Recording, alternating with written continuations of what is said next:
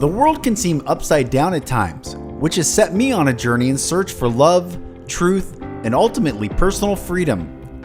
I'm on a mission to help people find peace and healing so that each of us as individuals and ultimately the collective can be free from whatever keeps us stuck and skews our view of just how beautiful this life can be. Welcome to the Mack Show.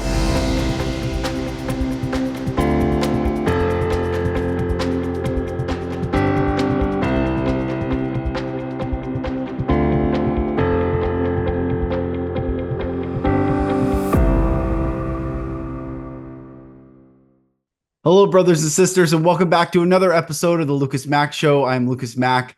Thank you for joining me. This episode is going to be great. I have John Paul Rice back on the podcast.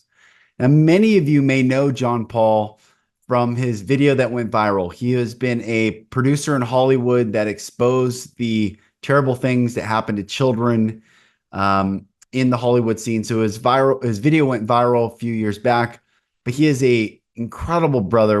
Every time I talk to him, we just have these beautiful conversations, and this is no different. This is another episode where we deep dive in what's going on in the world, spirituality, personal healing, and all sorts of different topics that I know will bless your heart and bless your soul as John Paul and I are going through this crazy time and everything seems so bizarre and so wild.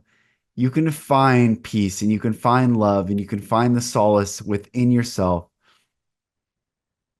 As you ground, as you breathe, as you connect back with the natural flow of nature and realize that everything is going to be okay. So I'm really excited for this episode for all of you. And John Paul, again, thank you, brother, for coming on. I love you, and everyone enjoy.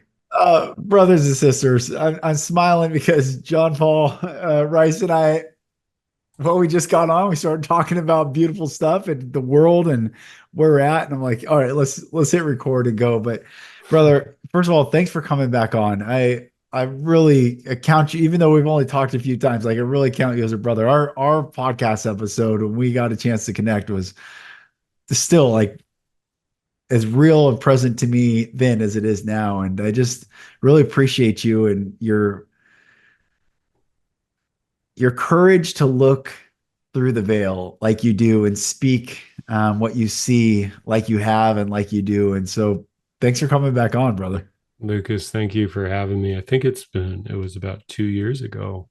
Yeah. I actually saved it on my Instagram as one of my favorite podcasts that people can go back and see. And really I've pared down doing these. I did a lot after, we talked about the viral video on Instagram in August of 2020, kind of prescient about the unfolding 4 years after, and the time to come.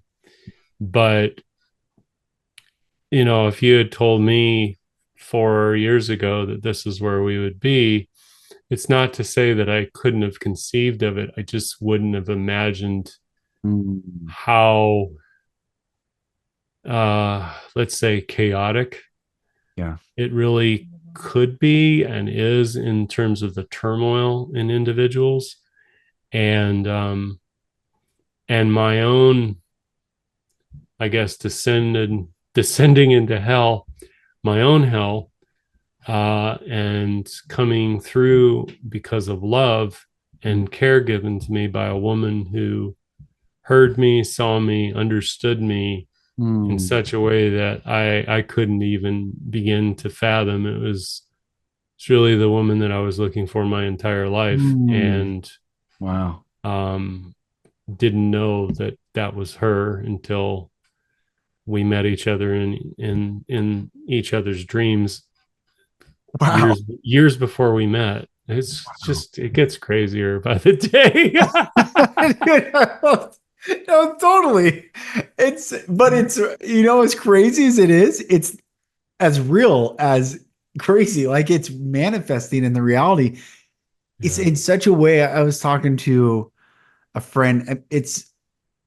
I have manifested things at such a rapid pace. It's almost want to say it frightens me a little bit. Like I'm really Mm, careful of what I say now, really careful. I'm like so hypersensitive of even how I'm feeling in the moment. Like, why am I feeling this way? Because things have manifested mm, good, I think, and not so good things. But I've been really aware of.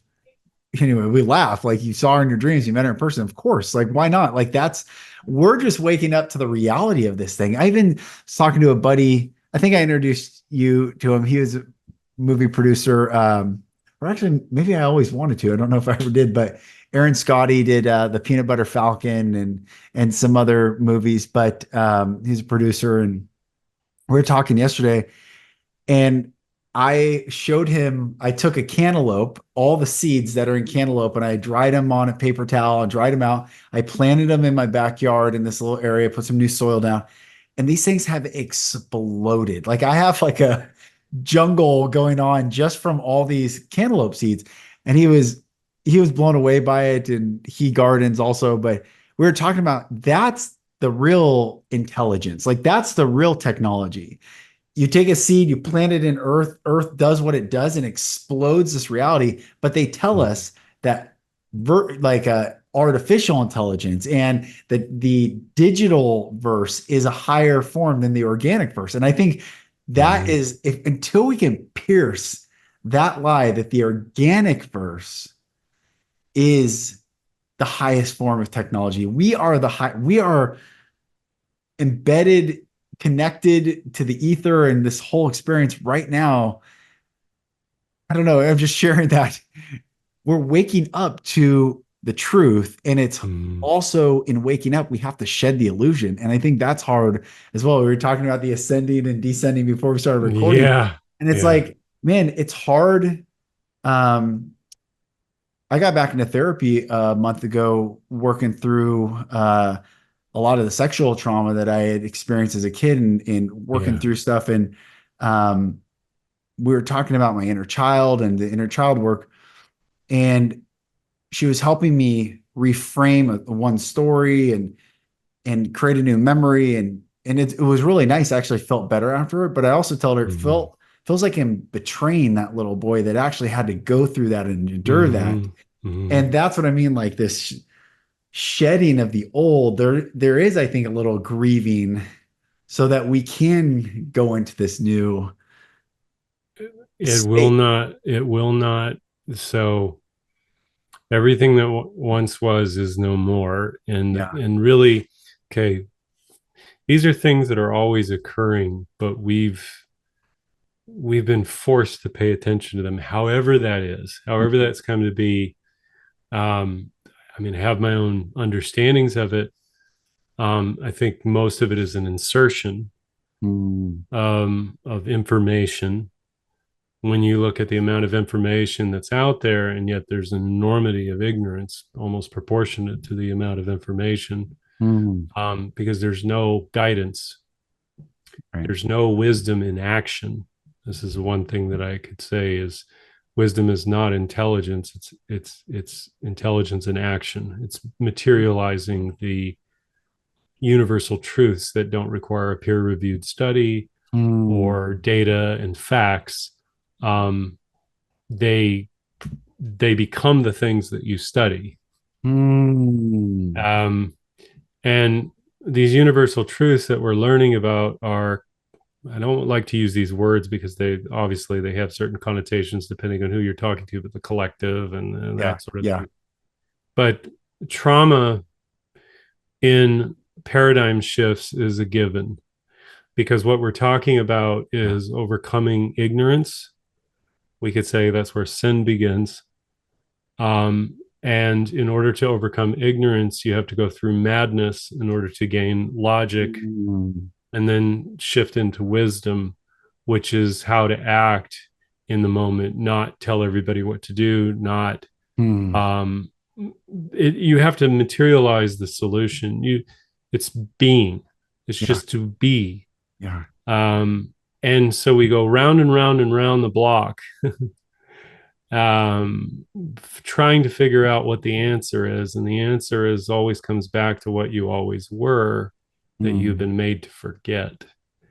And the part about this world in its design by darker forces, if you will, also its karmic Mm-hmm. properties, is that the joy from when you were born in the heart of God as the child, the closest reality we have here in the physical, um, that joy over time gets taken away. Right. And where evil begins to persist uh, is in the absence of love. Mm, So we're all seeking that love and that joy, but we go through many different stages. In fact, if you insert pain, you're going to transfer the joy into pleasure, which is short lived. mm, And joy isn't something that can be just given to somebody. It's right. got to be expressed and felt in the moment of being in your alive state. Mm, And what it means to be alive, that's really what we're starting to fundamentally go through in mm, all progressions is what does it mean? Who am I? Why am I here? What the hell is God in relation to yeah. this world? Yeah. And of course, you're going to have a lot of people who are going to question the nature of their reality and come up with their own understanding of what God is or isn't. And it's really not, I mean, I'd have to say this, it's really not so much about judgment and condemnation and persecution, because there's going to be plenty of Mm, that to go around for a long time. mm, Um, but I think the first step is to face yourself and take accounting and responsibility for all the things that were never you to begin with. mm, But acceptance mm, gives you the springboard into going into something that is true, is mm, always been real. And the only person that you need to prove that to is yourself and the people you love around you. If mm, people did that in mass, even as stumbling forward as they may be, the world would become a much better place very rapidly, mm. because we're carrying around all of this grief, Yeah. all of this deep, deep, deep, deep sorrow. And it's masked by anger and hatred, Mm, um, yeah. Yeah. pain. It's Yeah. pain. Yes. And last thing I want to say is that thing I learned over these years is pain is pain is pain is pain. What that is you have your story, I have mine. That is not to say your story doesn't matter, my story doesn't matter. You tell me your story, I tell you mine. You go, I don't know how you survived, man. You Yeah. say, I don't know how you survived, man. Right. Hey, it doesn't matter. We're here now. Right. And so it's not just a story, it's what the value of that story means in relation to the truth. The lies that became truths, the fictions, the stories that we told ourselves, the good that we've always been in believing in the authorities Right. is where we started. We didn't know who we were, and therefore we couldn't accurately assess who they were. Yeah. That's And you have to give yourself grace and mercy, mm, because if you don't, you won't have a chance to deliver it to anybody else who is as equally as deserving as you are, mm, who is basically you in the past today. yeah.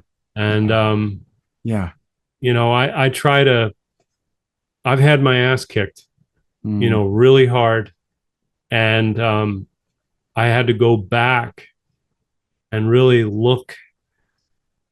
I'll be 47 this year, mm, and I had to go back and look at where this all began in my life and why it happened and for what purpose.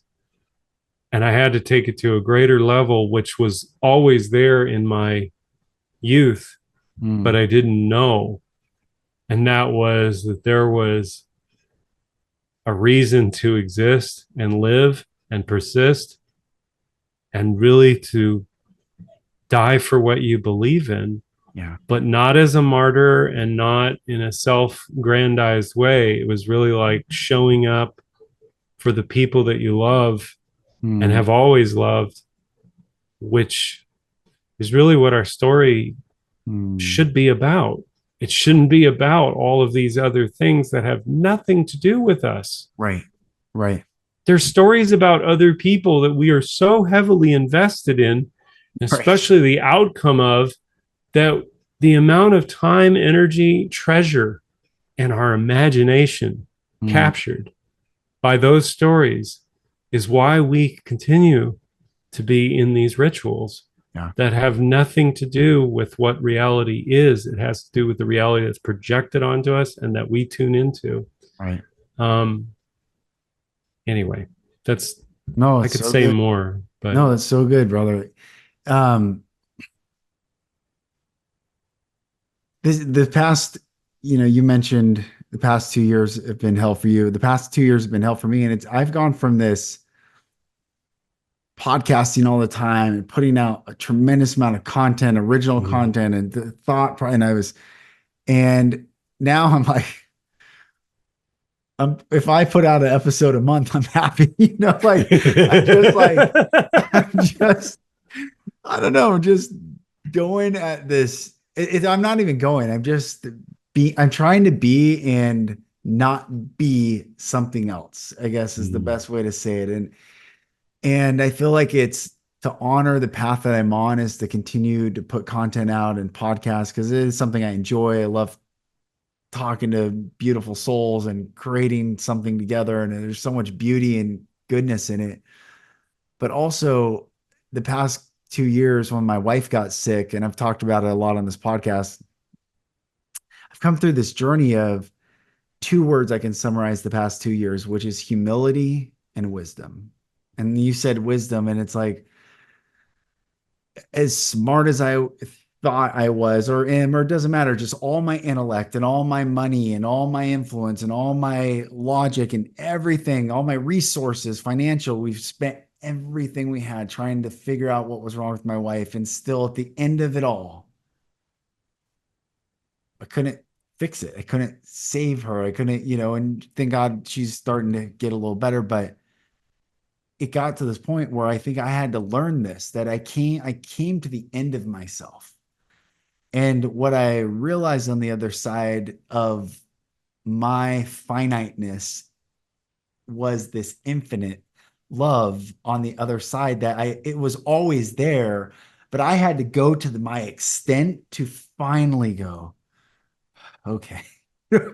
Okay, like I understand the concept of surrender. I understand the concept of, letting it all go. But when it really came down to it, my home, my wife, and my children, and our house, and everything got turned upside down, and everything changed. I resorted back to trying to fix it and it's been a real humbling in yeah, humility and wisdom, brother. It's like They I'm go not hand trying in to hand.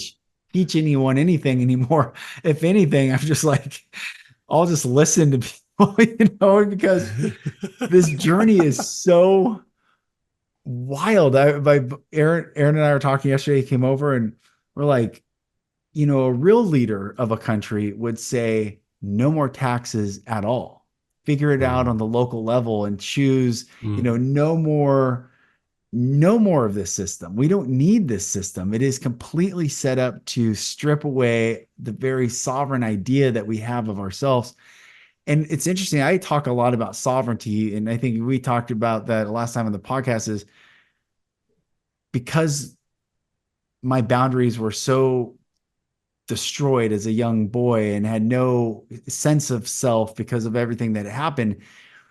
When 2020 came along, I felt this like immense, like I would rather die than comply to you. Like I it was just like this like volcanic eruption that I'm not going to let that same force do to me what I don't want done to myself anymore. Mm. And so that was like the fight I was in. And I was in Seattle and it was insane. I was the only one that I knew that didn't, it was I felt alone, I felt isolated, and I share that to come into this space the past 2 years, which has been a different energy than those first 2 years Mm-hmm. of the 4 year period that we've been in, where it's like I don't want to fight anyone, nor try to convince anyone, nor save anyone, nor do anything. I just want peace. And I find that the peace is detaching fully from the systems and the stories that they give us and the duality that they Mm-hmm. keep showing us. And we don't need them. We don't need it, whatever it is that says that we need it. We just need to put cantaloupe seeds in the backyard and water it and watch it explode. Like that to me excites me most of we're figuring out finally what it means to be human. Yes. And one thing I'll just share in there, want to toss it over to you is I don't get trolled anymore by anyone except Christians. And if I get trolled by Christians, it's always about this narrative of sovereignty. They hate the ones that troll me. They hate when I talk about we are called to be sovereign, not to serve a sovereign. And I'm talking in this physical plane, but I don't even think God, whatever that concept is, and I've completely deconstructed this in my life. Um, well, I'm going to use their verse back to them that God made us in his image and gave us dominion over the earth. Dominion means to not serve any other, but yes, of course, serve God. So God is sovereign, yes, because that's what the Christians always say. Only God is sovereign and we're not sovereign. But that narrative and teaching of not reminding us of who we are and the beauty and what we bring into this realm, when it keeps getting derided and stripped away from us, there's nowhere to go but the system that Right. takes their power away. And so Yes. there's this interesting, I want to say ebb and flow. I don't want it to be ebbing and flowing anymore. There's this interesting separation between this Yes. dying, crumbling system that is like in its death throes and us who are like, where do we go from here? What do we Right. do? But we are here. Right. You make an excellent observation that is a phenomena of almost every, we'll just say every single institution of thought that Mm, existed prior to the last 4 years was in its safe space of ignorance. yes. Yes. And so what we're seeing is, okay, you and I wouldn't disagree on this place operating off of a biblical level of order. Yep. And the way I describe that is psychology, Hmm. that every story that has ever come before now was all rooted in psychological stories or concepts. Yeah. That's the whole basis of story in the first place. So these are universal themes that play out over time. When you insert an issue such as death, mortality, Mhm. into the collective on the whole, for whatever the causation is, you're going to start seeing where the civil war within each person begins to materialize. We could Mm. say it starts in the family. The cult, the first cult is the Yep. family. Yep. I'm saying culture. Yep. And the warring halves of that culture begin to materialize where it's not just young and old, but it is thought forms, um, beliefs, scapegoats, scapegoating being the truth tellers, Hmm. and that could out the whole cult. And in religion, because of the indoctrination, I mean, we don't have to talk about the orders necessarily here. I don't mind, but I'm not an expert in those. I just know the general parameters of what we're operating off of. Yeah. I've done all that research, but I just don't hold it in my head anymore. Um, but basically, shame and guilt is a currency for religion, 100%. and the devaluing of the human being, the son or the daughter that is worthy of the creator's love at all times, Yeah. and that it is a miracle of existence that we are here, not in the authoritative way of ending someone's life, Right. you know. But it's really, I want to say this because this was brought up to me recently, but I remembered it from my earliest days of learning from Alice Miller in her work in psychology as a clinical psychoanalyst, and a psychohistorian. She Mm, played around a little bit with that. Um, she talked about the fourth commandment: honor thy mother and father. Now, that was her place of pain for her, which I totally understand. And she did not bring it full circle. So there was a part of her that missed certain aspects of this, which is the spiritual aspects of children. mm, So she was very anti religion, which is not to say she was an atheist, but she mm, was probably at best a non-denominational mhm. whatever. Yeah. But I want to say that that fourth commandment has been used and abused by Christians Oh, yeah. to enact pain against their own children, justify it, make them relive it, swallow the horror, Yeah. and also carry the lie onto their adulthood that the punishing and the suffering that was administered them unnecessarily so was good for them. Yeah. And then the guilt and shame play right into that, which is that you are supposed to carry on their legacy, which is the lie. Mm, So what we're really dealing with here is a separation of families that keep secrets, mm, that hold lies as truths, yeah. and those of us who know that that is false, and we're trying to seek what is true. And Right. that opens up the world to a whole host of other issues, because there, if you're having to shed the place from where you came from and were raised in the environment in which you know, now you're opening yourself up to, we could talk about cults, Yeah. whatever, other Yeah. cults, Yeah. but it's about agreement, it's about identity, it's about belonging, and acceptance. Right. And so people would flee their home and go out into the world and try to find their place in it.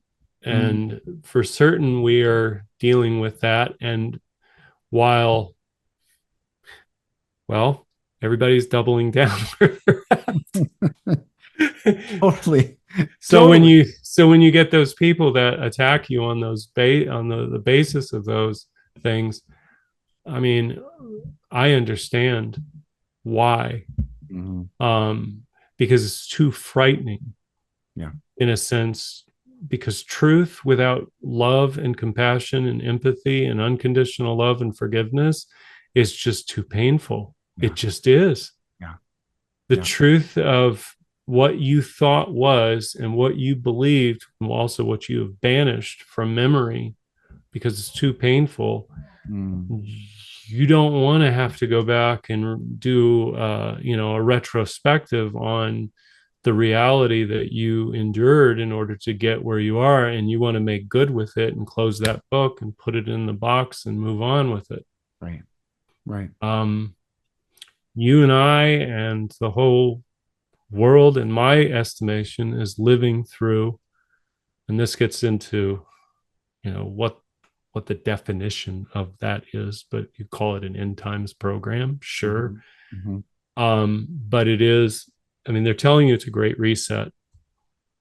Great, as in, were there other resets? Mhm. Yes. What does a reset mean for us outside of agendas? Mhm. It has everything to do with upending the structural order of the world in relation to our connections, Right. in relation to our feelings, changing our attitudes and our behaviors and their expressions. Mm, Um, and these are cycles that have played out throughout hundreds and thousands of years. But in the contemporary moment of today and everyone's understanding, I would say what's really probably the most, will become one of the most interesting features going forward is a collective amnesia Hmm.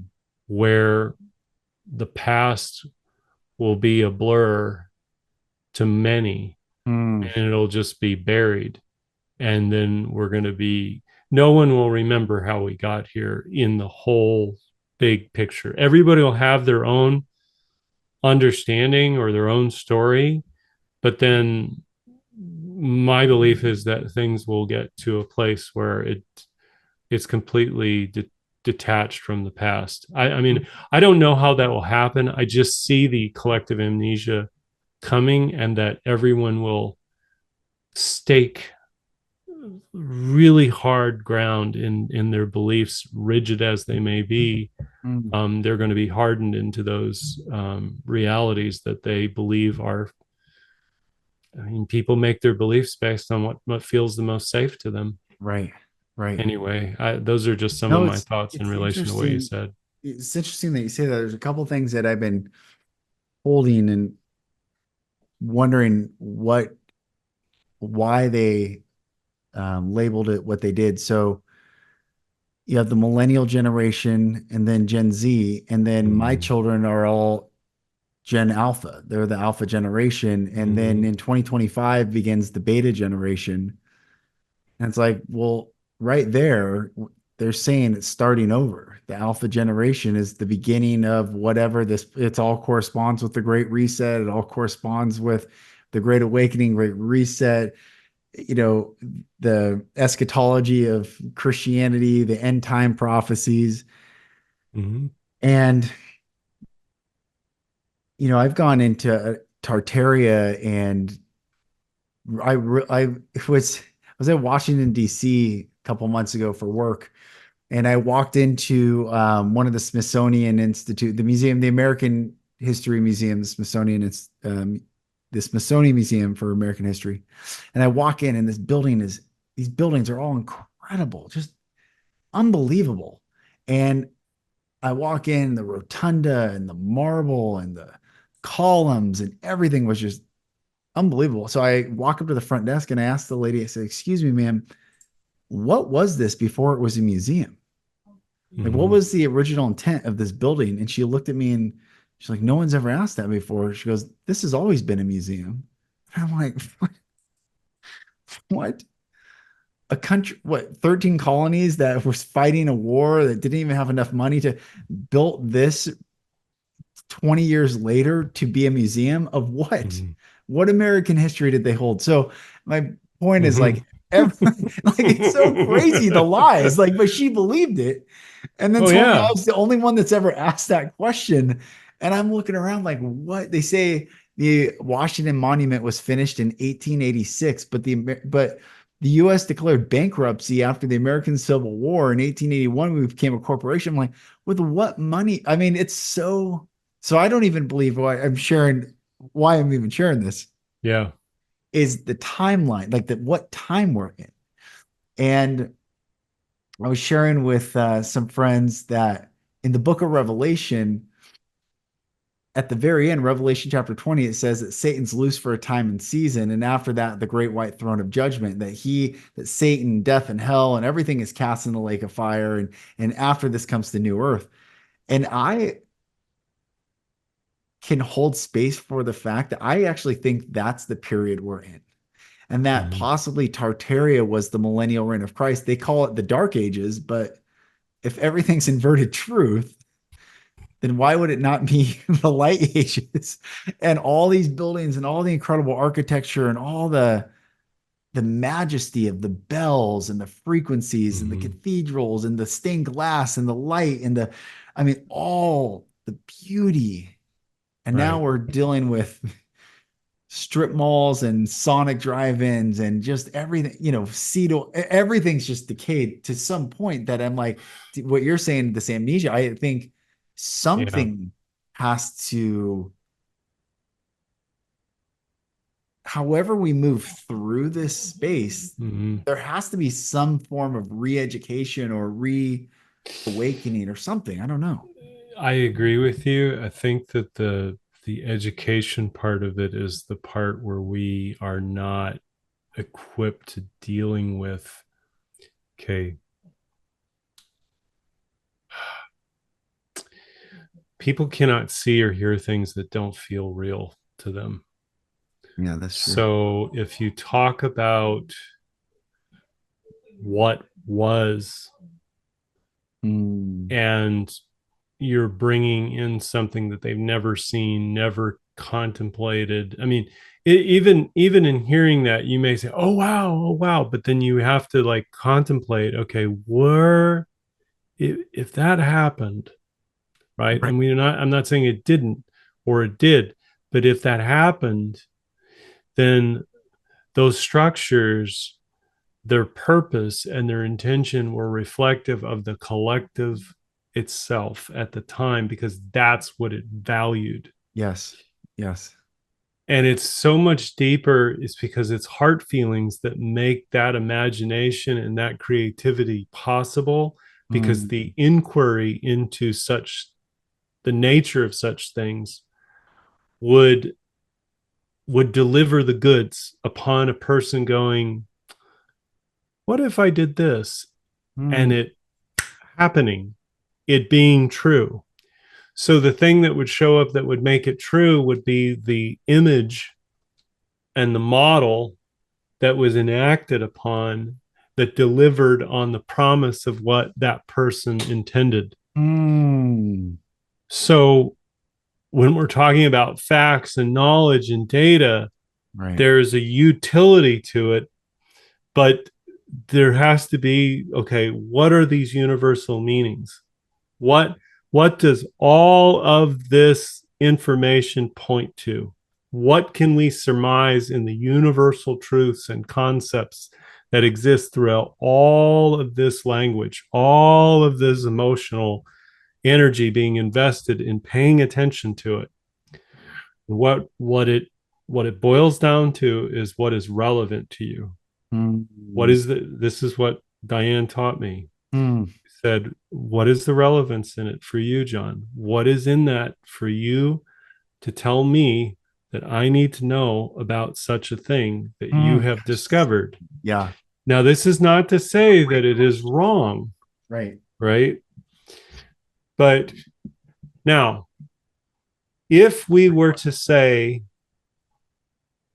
well, the current, now I'm just thinking about in the bigger movement of everything. You're talking about Tartaria. We have there's a lot of people that talk about the pyramids, Yeah.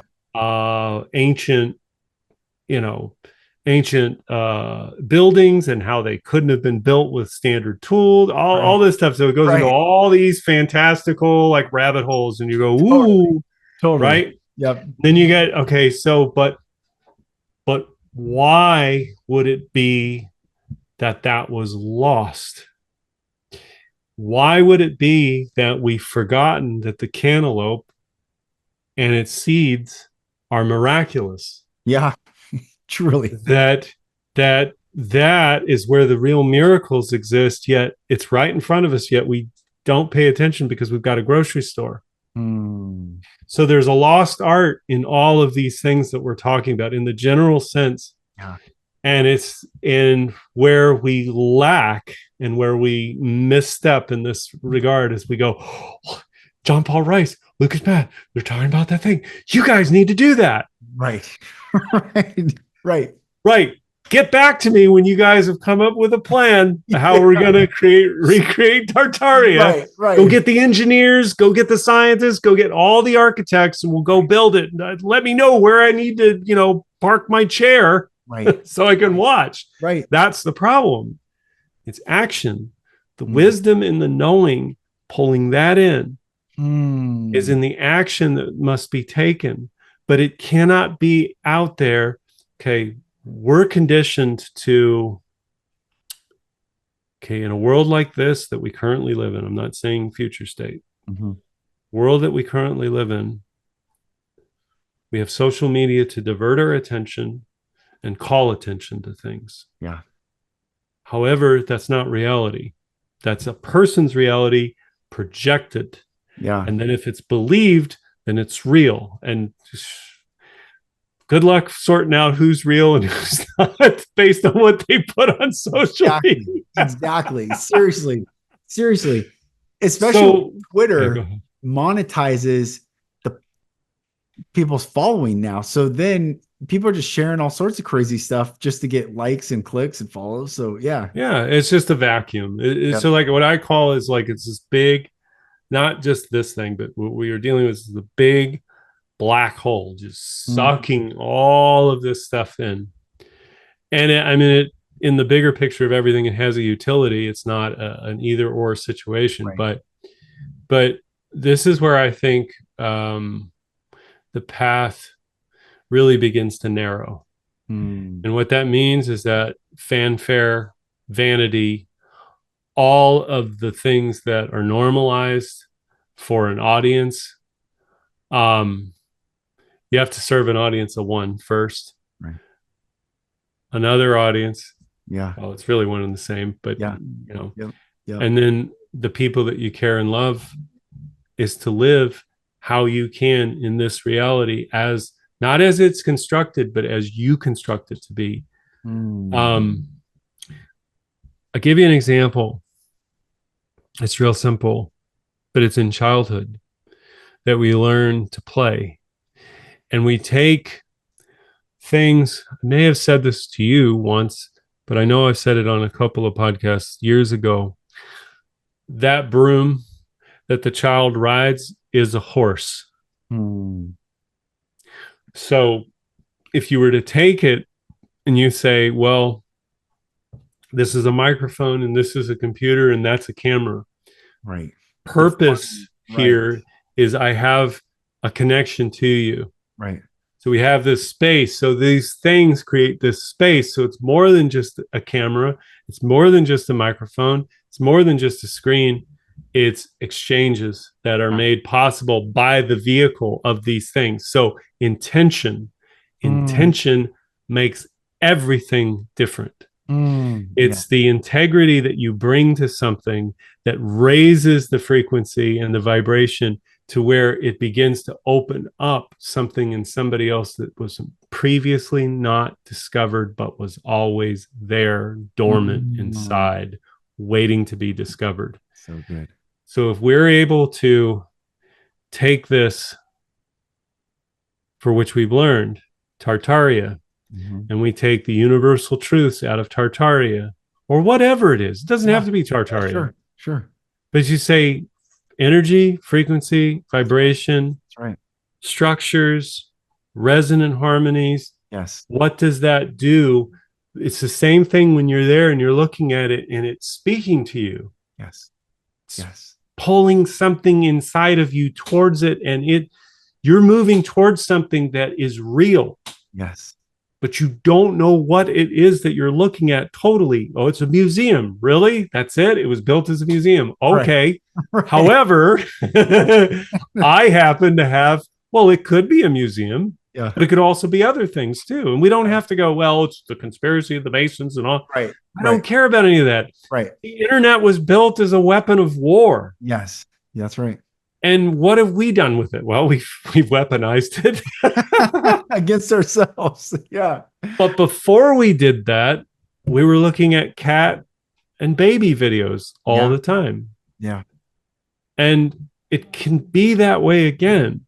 Mm, It's if you're looking for someone to come in and tell you what something is, that is where we are all losing ground, because we're waiting for somebody to come in and say it's okay to do this or make it. Oh, do it. yeah. Yeah. Just do it. Right. You can change your stream on social media any day of the week. You don't have to post the news. You don't have to engage in all the tribal warfare. I mean, I'm guilty as charged on all of these things. I'm talking to myself now. That's where humility can come in. Yeah, that's right. But the point is, you can unfollow all of it and start following other things Yeah. that make you happy, that bring you joy. that are not about all of what everybody else is talking about and doing. You could be the one that is different. You be the anomaly in the matrix. Right. Right. And I mean, the truth is all of us have this potential. It's a it's about choices. Hmm. Fundamentally, if there is such a thing as free will that you can act upon, then you know that it is possible, or believe that it is possible, then it is true. Hmm. Reality has changed for you that day. Yes. Now, it may take you years to come back. Right. You may Right. have to go around a couple of times. You're like, oh yeah, I remember that. Or yeah, Hmm. I went here, here, here, here, and here, and it was always right here. It was right next to me. Right. And the thing is it is as true as anything. The path to the Holy Grail, your path, my path is vastly different. Nobody can copy it. Right. Right. But I take all of what I've learned, and I'll say this: like, how did I come to understand some of these things for myself? Well, I had to lose my mind. Hmm. Um, I wouldn't recommend it to anybody, Yeah. but I had I'm. to conquer a lot of fear that was in me. The childhood issues are rooted in fear. They Yes. are. Yes. And it's lacking, and it's the grace of God that gives us the opportunity to not have to die. See, God, man, I'm just feeling it. Hmm. It's not a words that I could really describe, but as a child, having a near death experience, having psychotic breaks, having been in mental health institutions, Hmm. having been raised by a borderline personality, schizophrenic mother Hmm. who wanted, and this is the hardest part, she wanted to love me, Hmm. but she had no way to do so. Yeah. And if you looked at her rap Oh, sheet, she'd be you'd say, put that lady in prison. I mean, she shouldn't be around any kids. right. But she wasn't overt. I mean, cruel, but she had disassociative states that, as a child, I had to be ready. Hmm. This is not about my story as much as No, what I'm saying is that yeah. this fear It's dread. has, Yeah. yeah, it is. It's all the places that we missed. Hmm. And you can't go opening those up. Like we've put band-aids on so many things. And if the, I'm just telling you, I know how the controllers play everything. They're going to rip the scab off. They're going to rip the bandage off and expose the wound, Hmm. and to show you who you really are. And real care requires self-sacrifice, and it is consistency, showing up every day in spite of your worst, or the Right. worst that's going on out there, that is going to save the day for the person that you care for the most and love. And it's care is heart feelings in action. That's it. Hmm. It's love in action. And if you show up consistently for one person, yourself, then you can do it for somebody else. Hmm. And sooner or later, what miracles will come as a result of that? I'm going to tell you, if Christ said the one thing that everybody can know,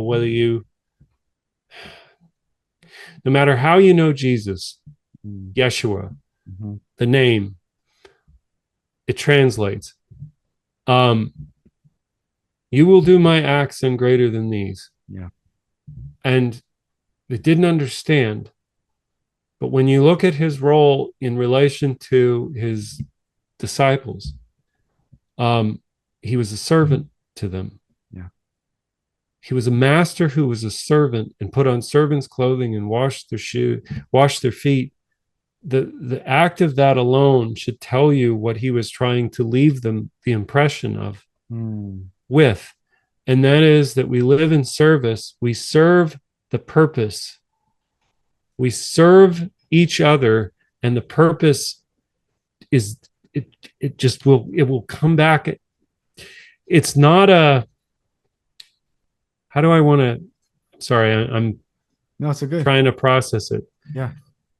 If you live in service to other people, you don't care who takes credit. Mm, And each person in that place will be able to discover their own self-worth far greater than anything the world could ever give to them. mm, And so if we live as servants to each other, then the world's hierarchy in its all of its corruption does not persist any longer because it's not needed. right. Right. It just can't sustain. It can only do so much in its reality because it's limited to the material. Mm, And heart feelings, although elusive, are your direct connection to the highest power in the universe, yeah. in all of creation, Right. which is what they want us to forget and cut off. Mm, And care is where all the miracles are going to happen, the real ones. yeah. The evolution of humanity going down a technological, yes, there's going to be millions and millions and millions and millions and possibly billions of people who believe that that is how we evolve humanity. Mhm. However, it is a very short-lived belief system if, in fact, you and everyone you know, in the smallest of ways, defy beliefs that have been given to people who, when they see the miracle that you have created through care and Mm, loving acts of care, yeah. then it breaks the spell, Mm, completely breaks the spell. It creates ripples and waves in ways that no one can see coming. And that is where evil always messes up, is right. that it underestimates the good and it overestimates itself. And Mm, that is the paradox that evil has always caught itself into, is that it thinks it knows, yet it does not, yet it needs you to believe that you are a less than right. in order to submit to its will. That's And right. that's it. I mean, it can't. I mean, there's just maybe a simpler way to state it, but I know that I could die, and I know that there will be people who may say, "Well, John Paul Rice," I'm just, you know, John Paul Rice didn't live, so what did he know? Mm, Uh, there are people who are extremely healthy and work out and eat all the right foods, and then they yeah. drop dead. They go, "Oh, what a waste! Yeah, all that work for nothing." And it's Right. like, no, that's not what it's about. Mm, There is something more. If we're only here for a very short time, if you consider the yeah. timeline of human history, ourselves in relation to our lifespan, and then the whole eons of time. Yeah. So play your part Mm, as best you can. yeah. I mean, give it, like what you said is exactly how I've lived. It's like, if I can do one a month, I'm doing good. Yeah. If I can do one podcast a month, I'm winning. you're Charlie Sheen winning. Oh man.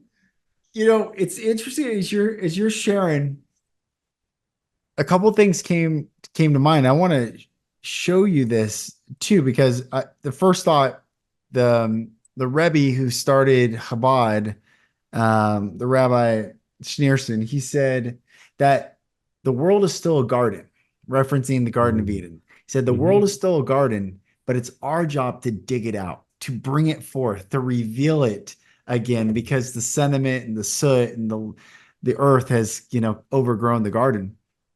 And I'd heard that years ago. And I'm like, what a beautiful sentiment that we're here to reveal the garden again.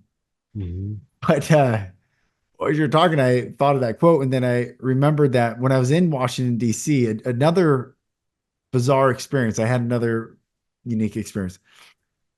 So going down rabbit holes, they've talked about the mud floods. And I don't know if you've gone down, the mud floods, part of the resets and how it wiped out Tartaria and different things. Well, I'm walking down the Washington Mall in the middle, and there's all this construction along this one building, but I can't see. I can hear it, but I can't see. So I walk over to the fence. I don't know if you can see this, but yeah, I think you can. So here's the land, Yeah. and it goes about 30 feet down. So construction equipment, and it goes even deeper. But I see this ledge. I don't know if you can see this ledge right here. Yeah. Yeah. And I'm like, Yeah. what the heck is that? So I walk up, and there was a brick road 30 feet under the land that we are walking on right now. Yeah. Yeah. I mean, that's not a conspiracy. That's not wild. Why would there be a brick road? Because something existed prior. And I think it's like almost a beautiful metaphor. It's like what we're digging out, we're revealing. What you're talking about is like revealing the truth, beauty, and goodness. I was in a coaching call with one client earlier today, and I said, our job as humans is to bring truth, beauty, and goodness in everything that we do. He's training for MMA fighting. I said, then bring truth, beauty, and goodness in that to be the best. And what does that look like? It doesn't mean docile and soft. Truth, beauty, and goodness could be you're the most innovative MMA fighter there's ever been, but you bring honor to the sport. Or I don't know how it looks, but I really believe that. That is true. It's we, when I say we, I don't speak for everyone, but it is true. It's like if you bring that intention, the honor, the dignity, Yeah.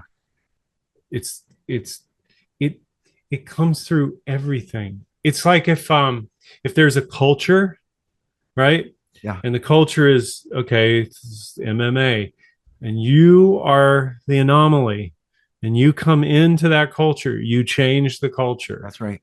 That's right. forever. Yes.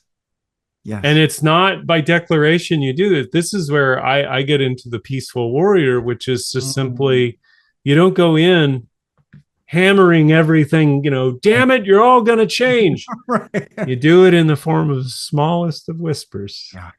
Yeah. And suddenly people can hear you because they can feel you, and it's not a Mm. threat. The only people it's a threat to are the ones that need the chaos. They need the power grab. Yeah. But see, theirs is they needed that because there's a vacuum you're sucking it all in. But if you're just standing over here and just like, I'm just going to be right here, and Mm.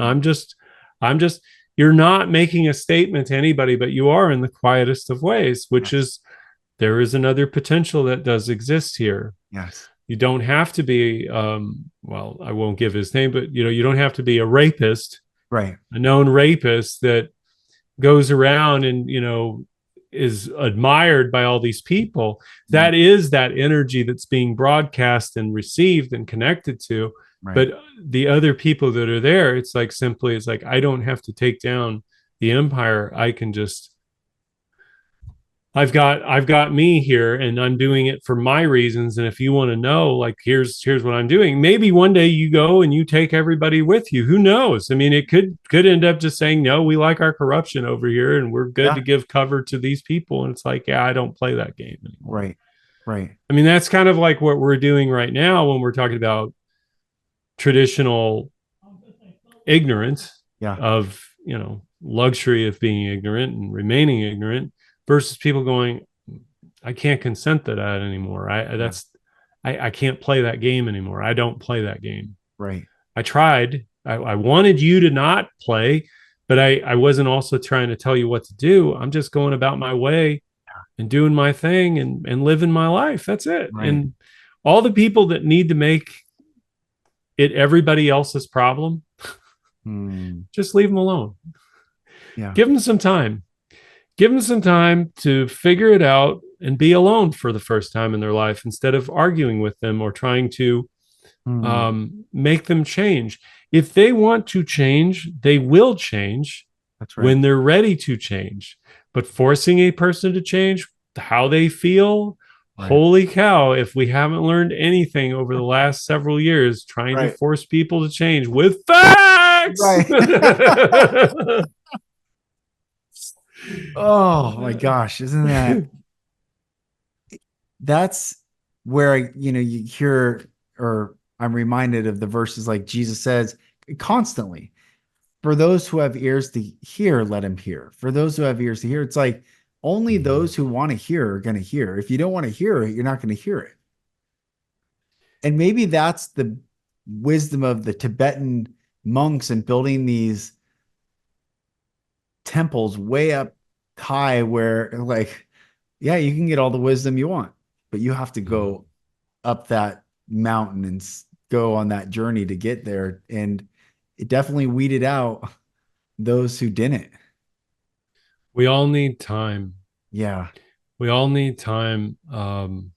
There's such an importance placed upon knowing that Mm, if you don't know, you're stupid or you're not in or whatever it is. right. Slow it down, break it down into smaller steps. Mm, It's an enormous amount of anxiety running through everything, not just today or because of this or that. It's all things stress, yeah. tension. There's a tension in the air. That's verifiable. Yes, there is a tension in the air. There's a lot of uncertainty. That is true. So, slowing things down is it's the best thing you could probably do Mm, instead of trying to go so hard at what you need to be and where you're not. I mean, I've dealt with this. I'm not speaking for everybody. I was just saying, like, I only lecture from the places that I've lived, yeah. and I'll be the first to tell you, it's like, oh yeah, all the paradoxes, Right. all the programs that ran through me all my life, Mm, and having to confront and face them, and then learning how to be an adult, like a true adult, at 46 for the first time. mm, Yeah. I mean, I was kept a child, and majority of my life, by adults around me, closest to me, yeah. um, for a variety of reasons.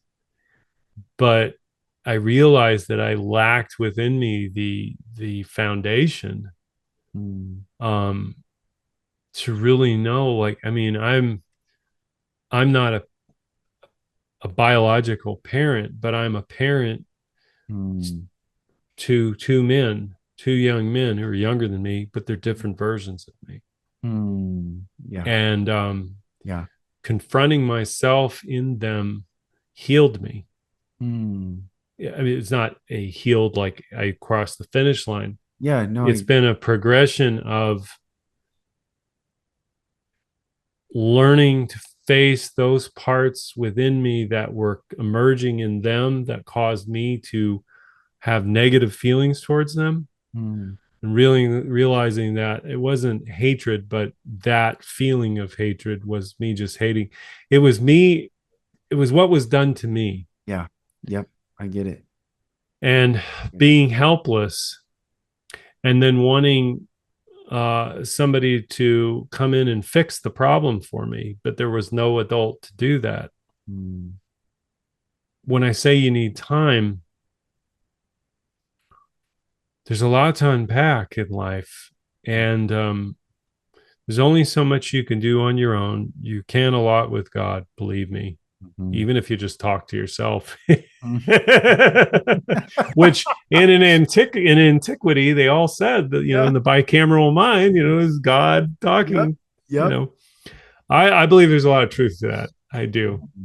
Um, I just think that when you answer yourself, then try to determine where that voice is coming from. Right. But it's not to say that talking to yourself in general is bad. It's not actually. I think it's a really healthy thing to sound things out too, because there's feelings and there's all these thoughts that come rushing in, and then you've got it's a voice that has to be heard, Yes.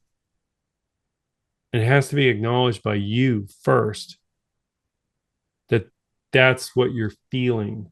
Mm, Before there are thoughts, there and even words and sounds, there's vibrations here mm, in the heart.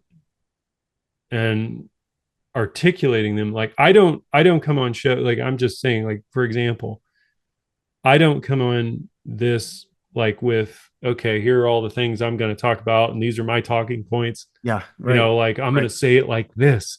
It's like it just comes out. Yeah, yeah, which is the best. That's how I love it and to be, It's Yeah, crazy. yeah. It's like, hey, man on the street, are you schizophrenic? Yes. Yeah. Would you like to talk? Yes. Let's go. Let's Yeah, go. yeah. um the last thing I want to say about that, oh, actually, there is a thing about schizophrenia that I want to bring up. Um, it was in LA that I saw a lot of people who were schizophrenic, young Mm, people, and what I realized is that in the word salad, because they talk about the word salad, it doesn't really make any sense. It didn't. Like I can't even remember what they said, but it was just like I was trying to listen, try to understand, try to decipher, mm, and what I realized in everything, and this is really, I guess, is what I wish to say about it, is that the feeling of connection, having somebody accept you and understand you, is mm, probably the foundation of all relationships. yes. And what I mean by that is, even in the schizophrenic that I met many times, different times over 2 decades, I could see who they were. I could see beyond the words inside of them who Mm, they wanted to be.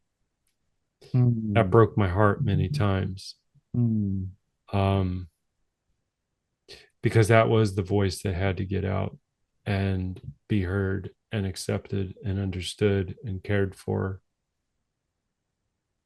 because they had lost their way mm, in life. It's not them that lost their way, but they had nowhere yeah, to go, and they were looking for someone who would give them time and attention yeah. and potentially care. And it wasn't demanding anything, in fact. But I realized that they still had the capacity to connect with another person's psyche, and feel empathy. Mm, mm, And if you were to look into the Bible and you look at Jesus and healing, okay, there's supernatural aspects to it, but then there's the practical ones about mental health. right. And we have the contemporary definition, although it's being redefined, but I don't care about that right now.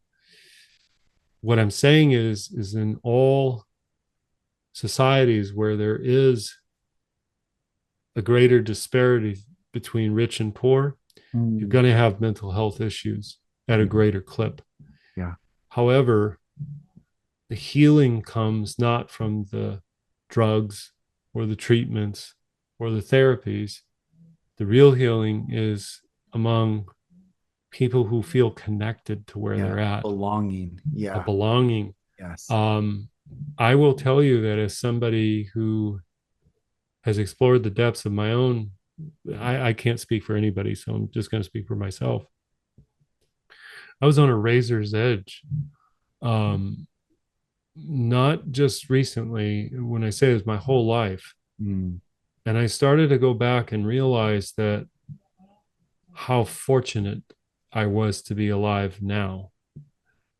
Because if there was a purpose for any of what I'm participating in now and potentially in the future, if I'm fortunate enough, I will be able to understand things better than most, having bought that ticket, punched that ticket, and riding that ride. A lived experience is your book of knowledge and wisdom to act mm, upon. I think it's even greater than any amount of data or facts or authority that you could ever listen to. yeah. If you were to take your own lived experience and translate it into some form of a tangible solution as a representation of what you would do for yourself in that situation, then I do believe it is possible that you could change the lives of millions of people without even knowing that you did. Mm. Um, and it wouldn't be that you do it all at once, but that it would carry on in the heart of every person that you ever met long after you're gone. In fact, this would be about it's not about legacy in the egoic sense. It's like a tradition of memory, heart feelings that light a fire inside of each Um, person that yeah. you encounter and then carry on and reverberate long after you've left the stage. And it's Mm. not just your life being gone, it's just that as you've exited the stage of their life, they carry that on and they go on with it, Yeah. and it starts to materialize in other ways that are not even about your conscious reality in them so much as it is in the heart. Mm. um anyway, I don't. No, it's beautiful, brother. I think I don't know, that word belonging is coming back. We're those of I think you said, it's our own life experiences that we'll be able to share from. I think for whatever reason, maybe we were the ones asleep in a previous iteration of this life, and the sleepers, quote unquote, were the ones awake. And maybe we just had to know what the full experience was in this realm. But I've seen this, that there's gonna I wrote it in an ebook about it. Is I kept hearing this: first comes truth, then comes healing.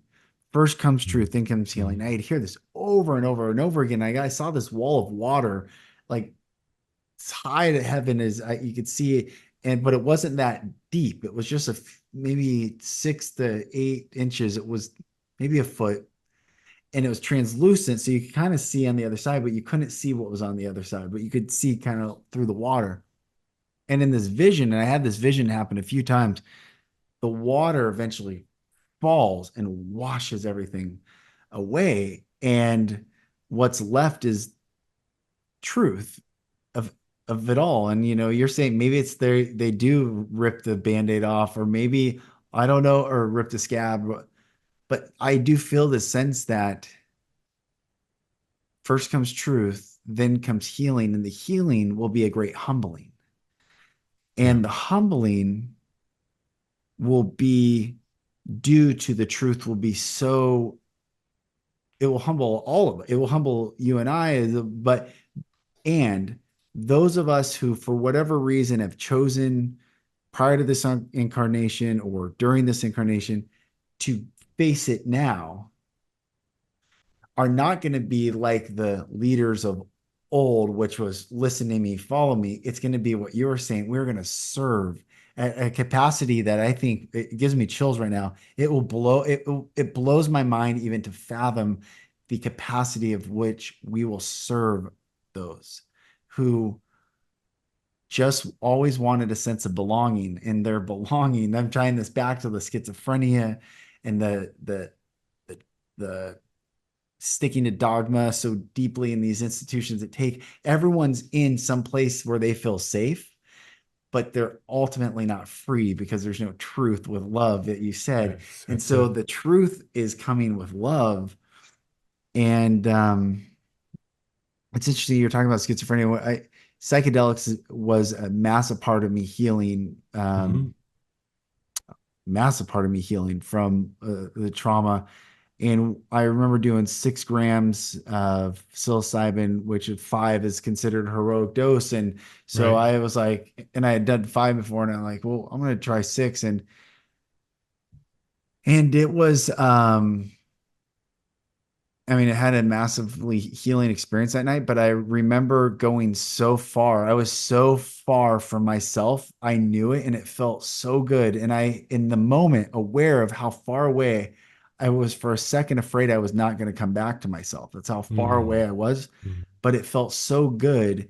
And in that moment, while I'm in this process, I saw those on the street that don't come back, And I understood for the first time that it felt better for them to stay in wherever they are than for them to come back and have to actually face and see and deal with the reality of this life and what's happened to them.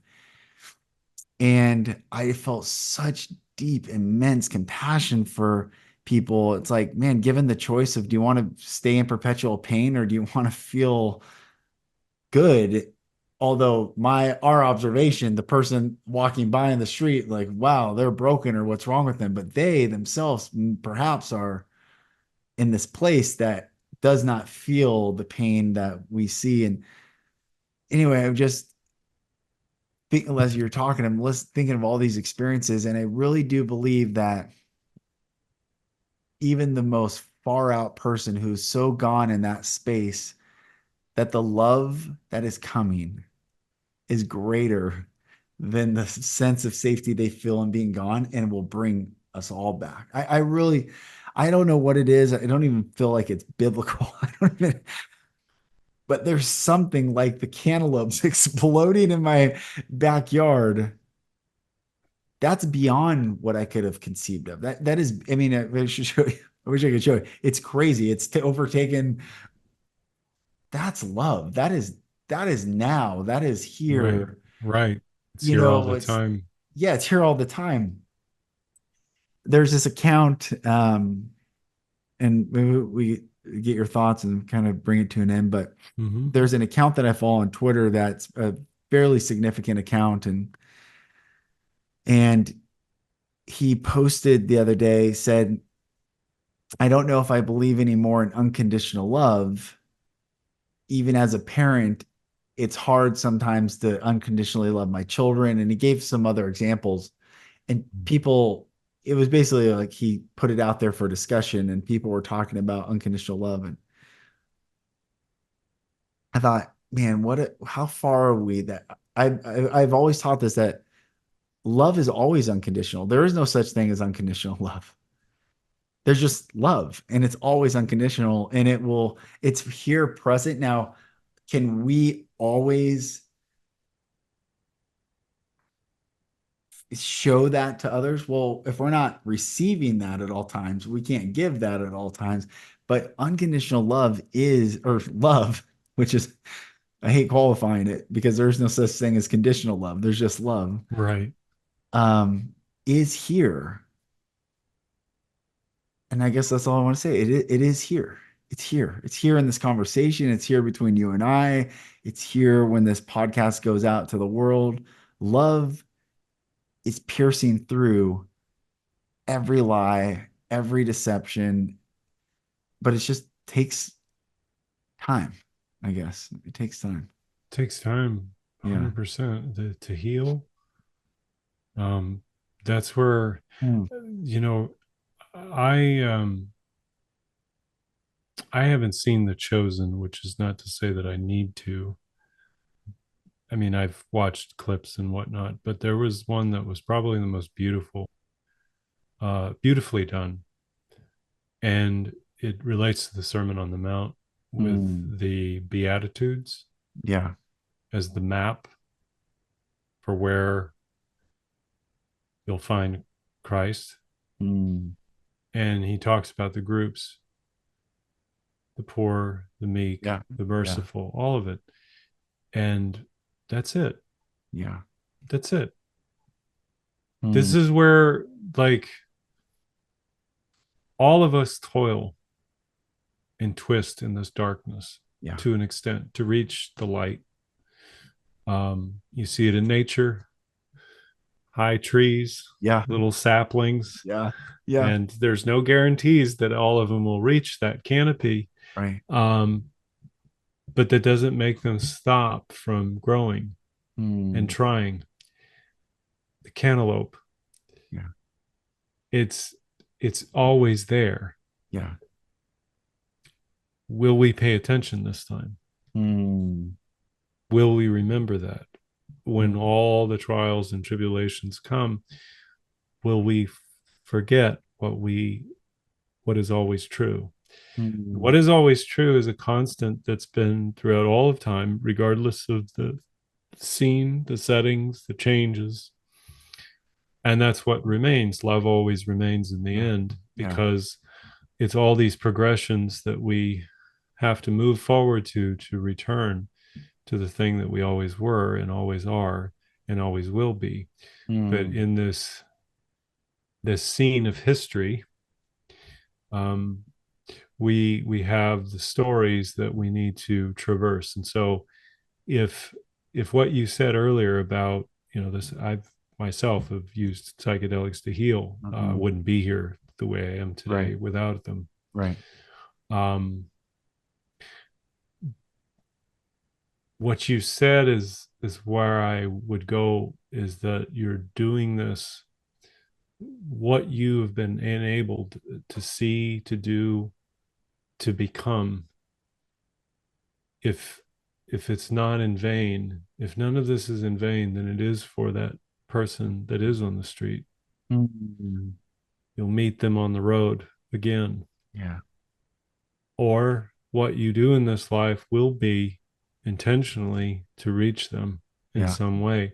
And it's a nice thought, but it's actually true if we look at it from all who've come before us till Mm. now, that they didn't die in vain, and we are the reason they existed. and Yeah. and Right. and so it is upon us to take that burden, carry it, resurrect, Mm. and show the way.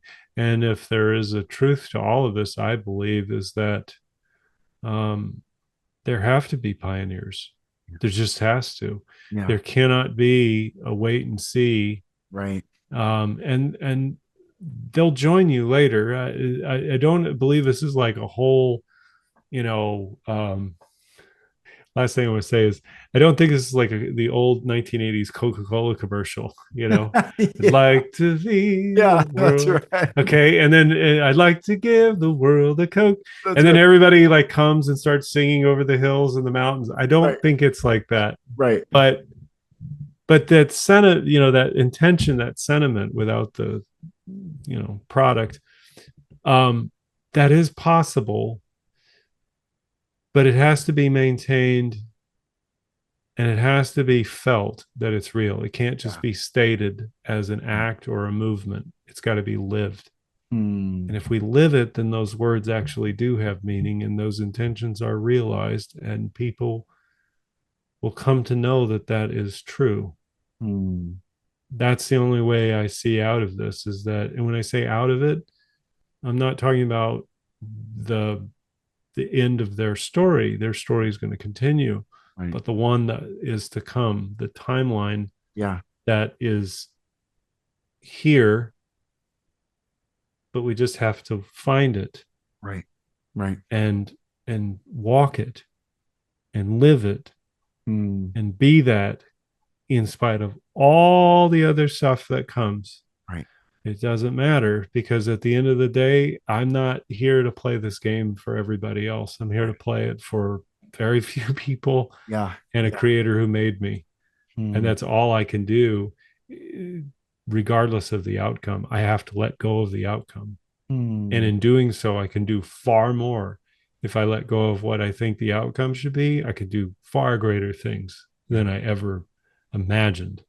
Mm. Anyway, I'm saying that in compliment to you, because having come through this, and you and I in our conversations, although there have been gaps, which is not Mhm. it's not a complaint, Right. um, we're coming back. Yeah.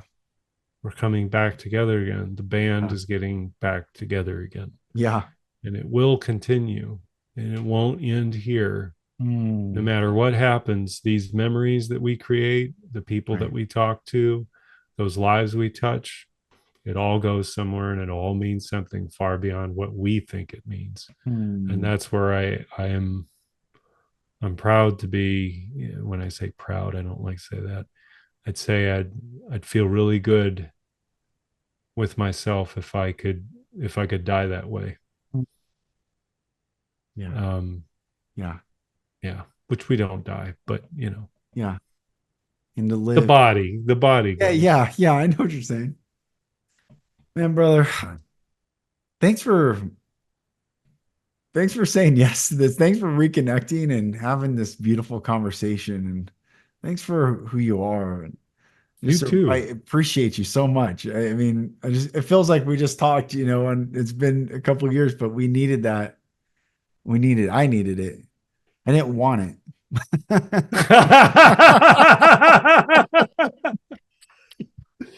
I did Well, not want it, but I needed it. I we'll do it needed it. again. We'll do it Yeah. again Yeah, that's when the right. time is right. When you That's want right. it again, you call me. When I want it again, I'll call you. Oh man, brother, thank you. I'll put your contact info in the show notes and Yeah. anything you want to tell people where to find you or anything. Well, I have my podcast now is under pilled.net/make it real. It's called Make It Real with John Paul Rice.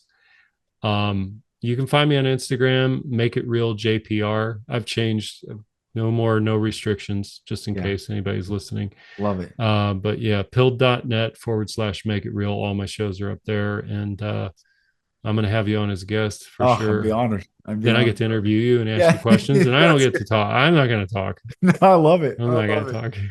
talk. I love it, brother. Thank you. So, Thank you, brother. Well, I'll put the link for John Paul to connect with him in the show notes below. So make sure you check him out, follow him, and support the brother and his work. Everyone, dear brothers and sisters, sending you so much love, sending you so much love. It's even at this time, it's hard to realize or understand or know what to believe is true or real. But despite all the digital communication, the trees are still reaching for the light. The blades of grass are still growing. The birds are still chirping. Nature is in its perfect balance. So remember to go ground and reconnect in nature, apart from all the digital world, and you will find an experience that you are really looking for, peace within yourself. I'm Lucas Mack. This is the Lucas Mack Show. I appreciate all of you, sending you all love, and I will talk to you on the next episode. Thank you for listening. If you're struggling to break free and need support, go to my website at lucasmack.com. There you'll find resources like videos and ebooks, and also information on how to work with me for coaching. Thank you again, and I'll talk to you soon.